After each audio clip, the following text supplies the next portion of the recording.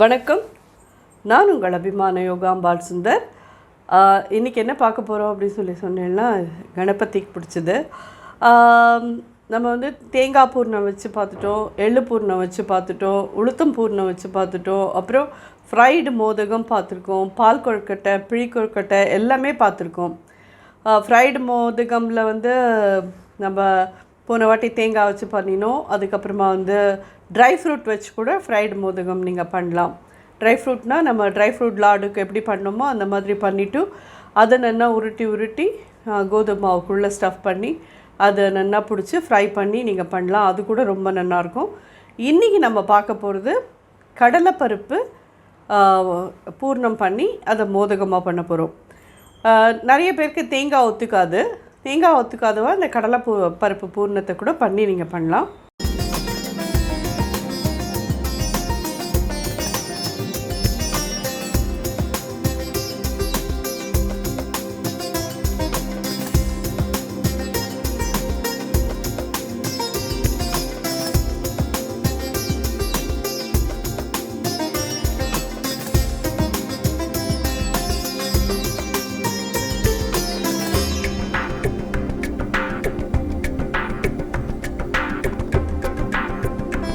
Actually கடலைப்பருப்பு இந்த கப்பால் ஒரு கப் எடுத்துட்டு வாசனை வர வறுத்துட்டு 1 கப்புக்கு 2 கப்பு தண்ணி விட்டு குக்கரில் நின்னா ஒரு 4-5 விசில் வாங்கி வேக விட்டு எடுத்து வச்சுருக்கேன். நான் பூர்ணத்தை உடனே பண்ணிவிட்டு கொழுக்கட்டை பண்ண முடியாதுன்னு பூர்ணம் பண்ணி ஆற வச்சுருக்கேன். பட் உங்களுக்கோசரம் கொஞ்சோண்டு எடுத்து வச்சுருக்கேன். இதை எப்படி பூர்ணம் பண்ணணுன்னு காமிக்கிறதுக்கு பார்த்தேன்னா இது நல்லா எவ்வளோ நல்லா இதாக இருந்து பாருங்க, அந்த அளவுக்கு நல்லா வேக விட்டுருணும். இதை நம்ம ஃபஸ்ட்டு மேல் மாவுக்கு உண்டானது, இது கடையில் கிடைக்கிற இந்த பதப்படுத்தின கொழுக்கட்டை மாவு தான், அதை தான் வாங்கியிருக்கேன். அதை வச்சு தான் பண்ண போகிறேன். இது 1 கப் அரிசி மாவு.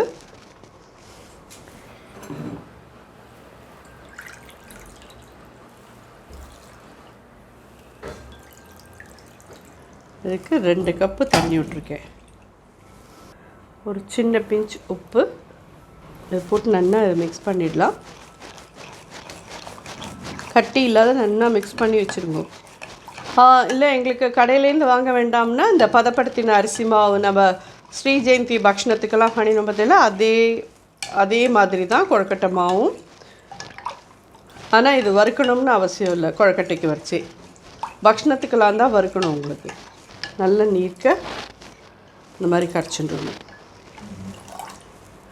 ஸோ இது அப்படியே கொஞ்சம் நாழி அப்படியே இருக்கட்டும். நம்ம பூர்ணம் அதுக்குள்ளே ரெடி பண்ணிக்கலாம். பூர்ணத்துக்கு கடலைப்பருப்பு வேக வச்சுது குக்கரில் வச்சு வேக வச்சுருங்க. இதை 1 கப்பு கடலைப்பருப்புனா 3/4 கப்பு வெல்லம் போகும். வெல்லத்தை நல்லா பொடி பண்ணி நீங்கள் வந்து கரைச்சி இது பண்ணிக்கிறேன்னாலும் பண்ணி வச்சுருங்கோ. இல்லை உங்களோட வெல்லத்தில் எதுவும் குப்பை இருக்காது, ஆர்கானிக் இது தான், நல்ல நீட்டாக இருக்கும், மண்ணெல்லாம் எதுவும் இருக்காதுன்னா அப்படியே வேணாலும் பொடி பண்ணி போடலாம். பார்த்தீங்கன்னா நான் அதை எடுத்துட்டுருக்கேன். 3/4 கப்பு வெல்லம், கொஞ்சமாக ஏலக்காய் பொடி. பார்த்தீங்கன்னா ஜம்மு நல்லா வழுமூணாக அரைச்சாச்சுதை. இது வந்து ஒரு கடாயில் போட்டுக்கலாம்.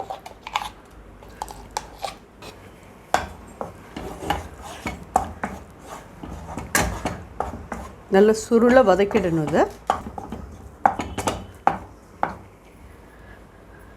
ஸோ இந்த பூர்ணத்தை அணைச்சிடலாம்.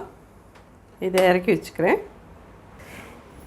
இது ஏலக்காய் பொடி போட்டு நல்லா இது பண்ணிட்டோம். ஜஸ்ட் ஒரு ஸ்பூன் நெய் விட்டுருங்க வாசனைக்கு.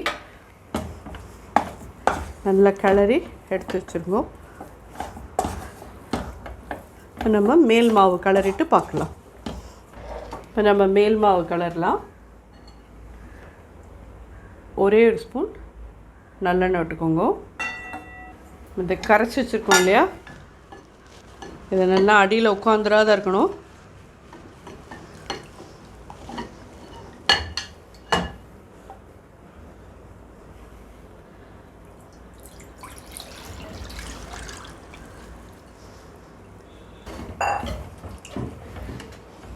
மீடியம் ஹையில் வச்சுன்னு கைவிடாமல் கலருங்கோ. ஏன்னா இது அடியில் மாவு உட்காந்துன்னு எடுத்துனா அப்புறம் கட்டி கட்டியாக இருக்கும்.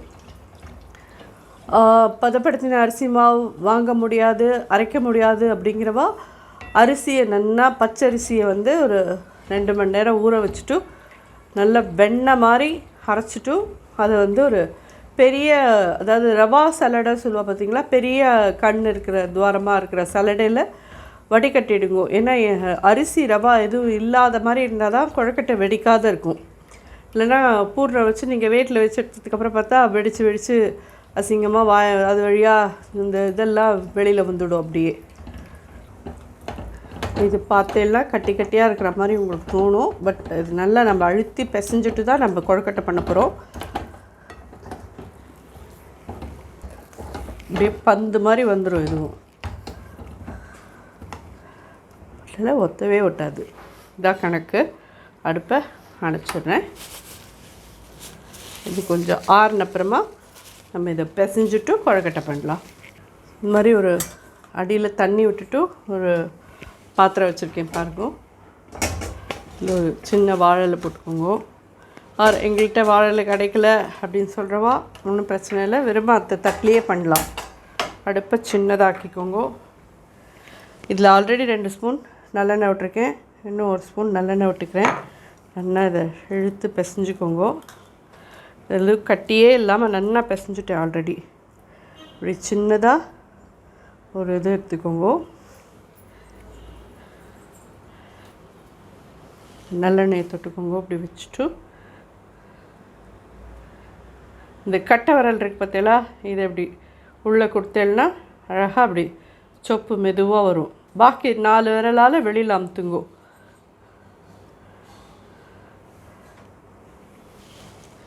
இதுக்குள்ளே இந்த கடலைப்பருப்பு பூர்ணத்தை முன்னாடியே உருட்டி வச்சுக்கோங்க. இப்படி வச்சுட்டு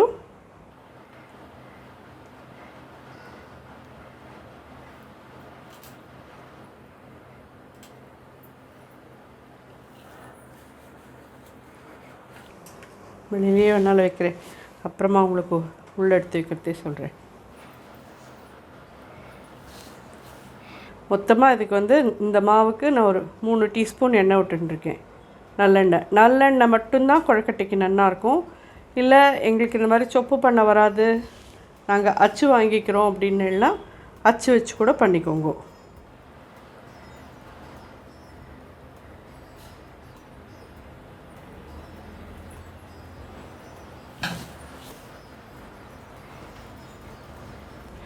நான் முன்னாடியே கூட ஒரு இதில் காமிச்சிருக்கேன். சொப்பு பண்ண வரலன்னு வச்சுக்கோங்க, என் பொண்ணு என்ன பண்ணுவான்றது நான் காமிக்கிறேன். இந்த மாதிரி உருட்டி எடுத்துப்போ, 2 கையாலேயும் இப்படி அழுத்திப்போ. எனக்கு வராதுமா அப்படின்னு விடுவோம். இப்படி வச்சுடுவோம். வச்சுட்டு இதை இப்படி எடுத்து ஒட்டிடுவோம். அதுக்குன்னு கொழுக்கட்டை பண்ணாமல் இருக்க மாட்டா, கண்டிப்பாக பண்ணிவிடுவோம்.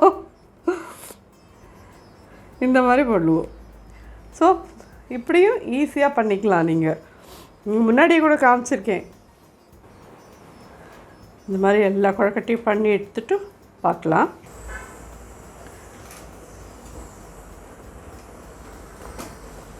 ஜஸ்ட்டு 11 கொழுக்கட்டை பண்ணியிருக்கேன் இப்போ சத்திக்கு. இது மூடி ஒரு 8 to 10 மினிட்ஸ் அது கண்டிப்பாக ஆவியில் இருக்கட்டும், அப்புறம் பார்க்கலாம்.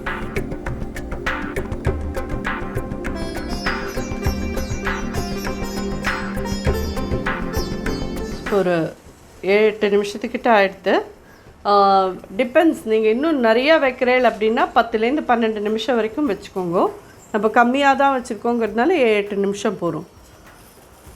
பத்தெல்லாம் மேலே ஃபுல்லாக நல்லா வேத்து விட்ட மாதிரி ஆயிருக்கு, தெரியுறதா உங்களுக்கு? இதுதான் ரெடி ஆகிடுதுன்றதுக்கு அர்த்தம். அடுப்பை அணைச்சிடலாம். உடனடியாக அதை தூக்க முடியாது, கொஞ்சம் சூடு ஆறட்டும், வெளியில் எடுக்கிறேன். இது அப்படியே நீங்கள் உடனே கவுக்காதீங்க. இன்னொரு பாத்திரத்தில் 2 நிமிஷம் அப்படியே விடுங்கோ. அப்போ தான் இது கொஞ்சம், ஏன்னா ஆவி பறக்கிறது பாருங்கோ. இந்த ஸ்டேஜில் நீங்கள் அடுத்த பாத்திரத்தில் மாற்றினேன்னா பிஞ்சு போயிடும். கொஞ்சம் அது செட்டில் ஆன அப்புறமா நீங்கள் வேறு பாத்திரத்தில் மாற்றினேன்னா கொழுக்கட்டை இந்த மாதிரி விரியாமல் அழகாக வரும்.